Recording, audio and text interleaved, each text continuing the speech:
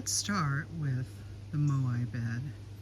And at this time of year, besides having some beautiful perennials, the hydrangea are really looking nice. This is a panicle hydrangea that's called Bobo. And this one, as you can see, has some blooms that are fully out and some that are still just getting started. This one does stay relatively small. It's maybe less than 4 feet tall and wide. Oh, and I have a friend here with me. Hello, Gizmo. Hi.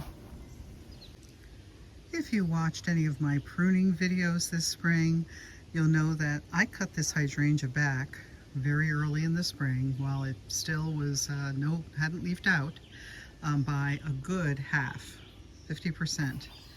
And by doing that, it created more growing tips because it blooms on new growth and it looks quite nice right now. I think it looks pretty next to these daylilies. This is a common daylily. This is the one they call ditch lily, but I like them. I like that orange color. I've got quite a few of them up on the side of the greenhouse, in fact. Now there's penstemon in here that you can see is starting to lay over. It's done with its flowering for the season, but it has some very interesting seed heads. These purple seed heads actually look really, really pretty in arrangements.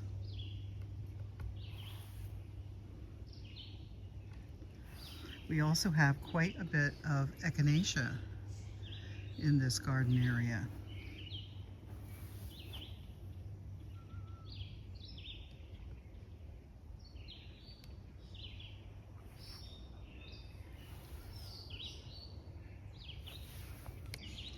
We call this garden the Moai bed because there are two Moai sculptures that sit on the wall that separates the upper and lower garden.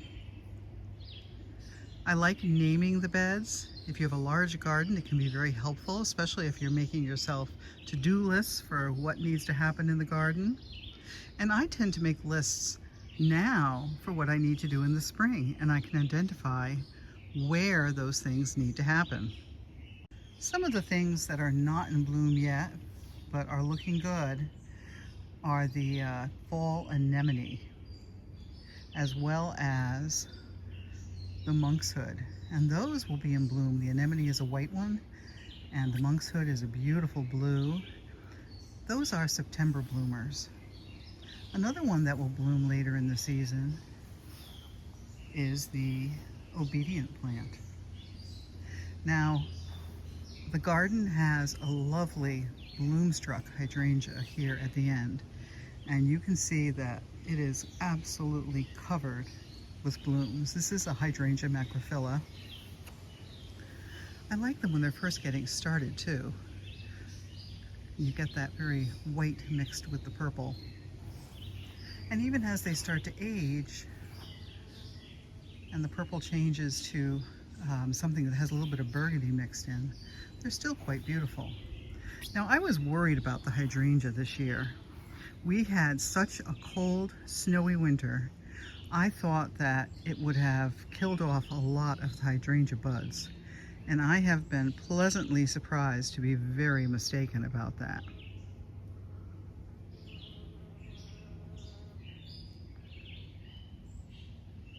Now we do have a couple of hydrangea that aren't doing much, that did take a hit over the winter. And this pistachio is one of the ones that bloomed beautifully last year, but it really died back a lot. But you can see there is one bloom down here. This shows what gives pistachio its name, that beautiful green and pink bloom. As we move down to the end of this bed, I do have a sweet autumn clematis in here, and I know a lot of people don't like these. They say that they're very invasive. I haven't really had that issue with it. I do cut it back in the fall before the seed heads can distribute, and maybe that has something to do with it.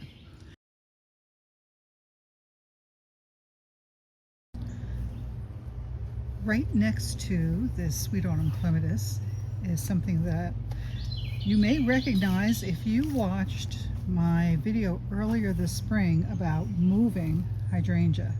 This is one of the large hydrangea that we moved early in the spring. This is the Let's Dance Diva. I was not expecting blooms this year. I cut it way back in order to move it. And of course, you get a certain amount of transplant shock when you move things. You can see there is a flower hanging down low here. But it's a very, very pretty lace cap. And you can also see that it has really grown. It's got beautiful, healthy foliage. It has no wilting, and the spot that we moved it from was an area that a tree had been removed because of winter damage, and the poor thing was in hot afternoon sun every single day and was wilting like crazy. So it's much happier here, and I'm expecting big things of it next season. Let's take a walk up to the upper Moai bed. I can see Gizmo, he's following me around. Now the upper Moai bed has mostly just perennials in it, but let's see what's in bloom.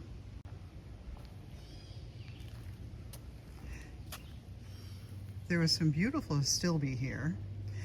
It is done with its colorful blooms. This was a pink one, Visions in Pink, and it really bloomed quite beautifully. But you know, I leave the seed heads up. I think that they're attractive as well.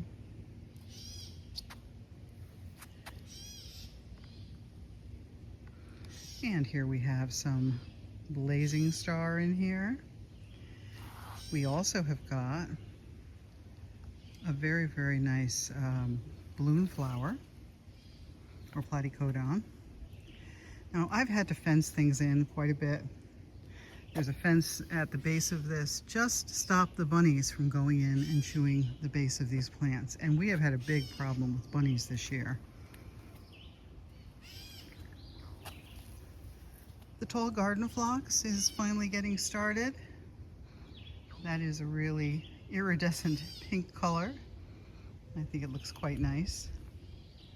And you can see among the echinacea, we've got some different colors in here.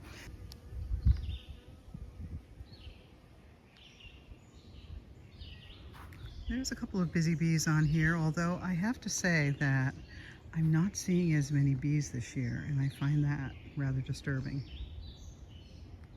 Oh, we still have some daylilies in bloom. The daylilies are mostly finished at this point in the season. And this is Rudbeckia, which is in bud and will probably be starting to bloom, I would say, in another week or two. The roses at the end of the bed I'm not even going to show you because they are in a complete rest stage at this point. And here is a white swan echinacea. We had more of this in here before, but it seems to have petered out.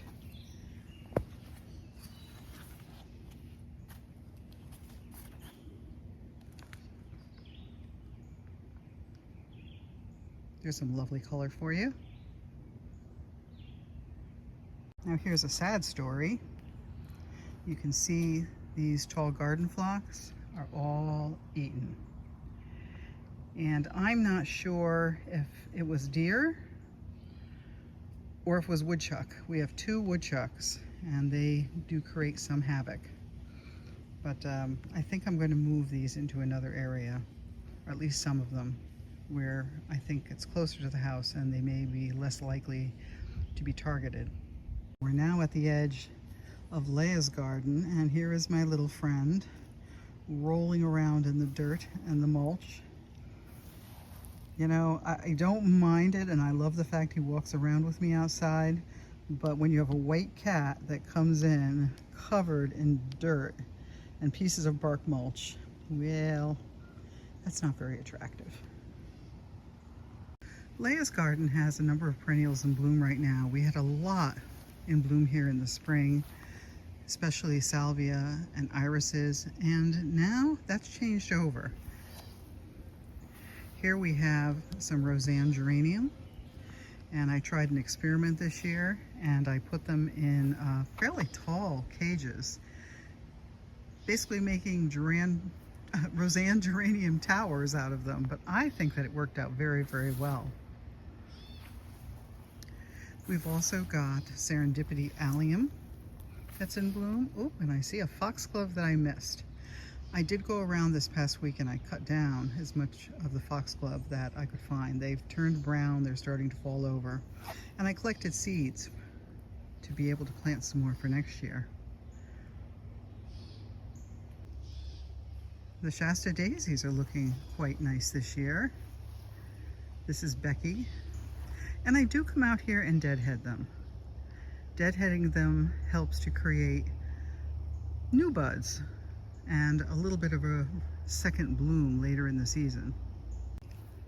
Now I really, really like these Pugster Blue butterfly bushes.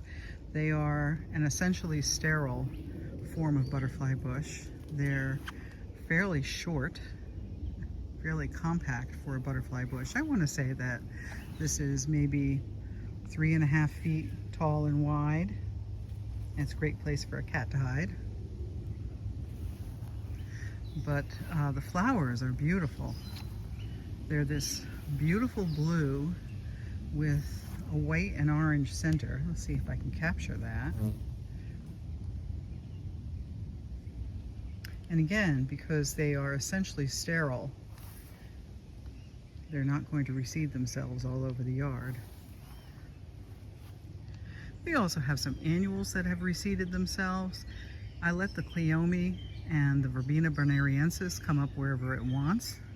Sometimes it comes up in a convenient spot and sometimes it does not. In this case it came up in the middle of the path, but you know what, it's pretty, it's all good.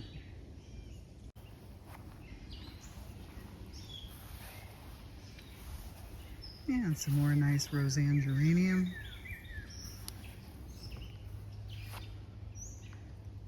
I do cut this back a little bit. I cut it back in chunks so that it doesn't disappear entirely, but it does send up new stalks and new flowers. And in the back here, you can see some Russian sage. Things like peonies and, as I mentioned previously, irises are done at this point. They had their month of glory. We had a great show from the Japanese irises this year. The garden looks different at every point in the season, and the trick is to try to plant it in a way that you will have something in bloom at each point in the season to appreciate. There is a blueberry bush, high bush blueberry, at the corner of Leia's garden, and it actually has lots of blueberries on it. But you know what? We've just been leaving them for the birdies to enjoy. On the other side of the grass path, we've got some Hypericum, or St. John's wort, in bloom, and the bees are loving it.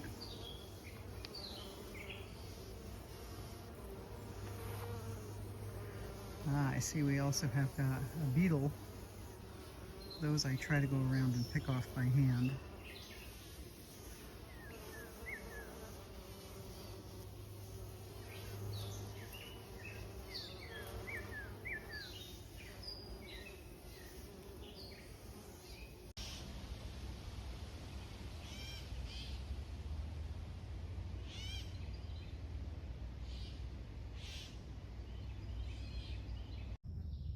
Thank you so much for joining me today, and I look forward to seeing you again next time on Gardening Genes. In the meantime, have a wonderful day in your garden.